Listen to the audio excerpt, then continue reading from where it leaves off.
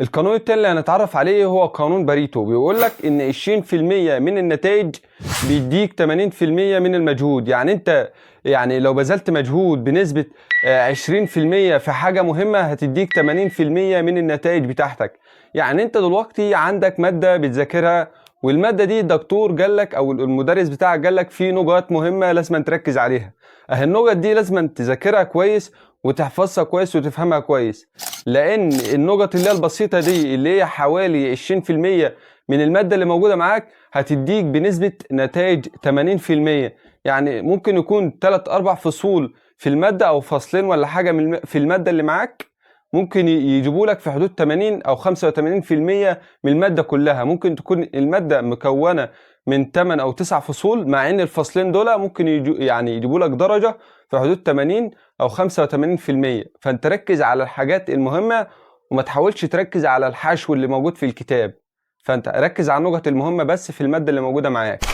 وفي القانون ده حاول تجيب امتحانات المواد السابقة او السنين السابقة وتركز على النقط اللي متكررة. نفس الحوار ده، دي النقط اللي هيجي منها ايه، يعني اكتر النقط دي هيجي منها في الامتحانات. فانت حاول تركز على النقط دي. يعني هتلاقي في كذا نقطة متكررة في كذا امتحانات، اكيد اللي الدكتور او المدرس بيجيب النقطة دي في كل امتحان. فانت حاول تركز عليها عشان تجيب 80 او 85% من المادة اللي انت بتذاكرها بأقل مجهود. والقانون الثالث انك لازم تحدد وقت المذاكرة. لازم تذاكر المادة او الحاجة اللي انت هتذاكرها، لازم تحط لها وقت او تظبط لها وقت معين. ما تقولش انا هذاكر المادة دي في ساعة وخلاص، او ممكن تقول انا هذاكر المادة دي وخلاص، لان انت لو ما حددتلهاش وقت هتلاقيها عمالة تمد منك في المذاكرة. بدل ما هي ما كانت هتاخد ساعة او 3/4 ساعة ولا حاجة، ممكن تاخد منك ساعتين و3. ليه؟ لان دماغك دلوقتي معلوش يعني حاجة زي نظام وقت معين انك تذاكر المادة دي. فانت هتلاقي نفسك عمال تذاكرها من غير ما تحس، ما بتبقاش مركز على المادة اللي انت بتذاكرها كويس. تلاقي نفسك وانت بتذاكر كل شوية تمسك الموبايل وتلعب في حاجة دي شوية في اللاب بتاع، وهتلاقي نفسك عمال المادة تتوه منك وانت مش عارف تذاكرها كويس وتركز فيها.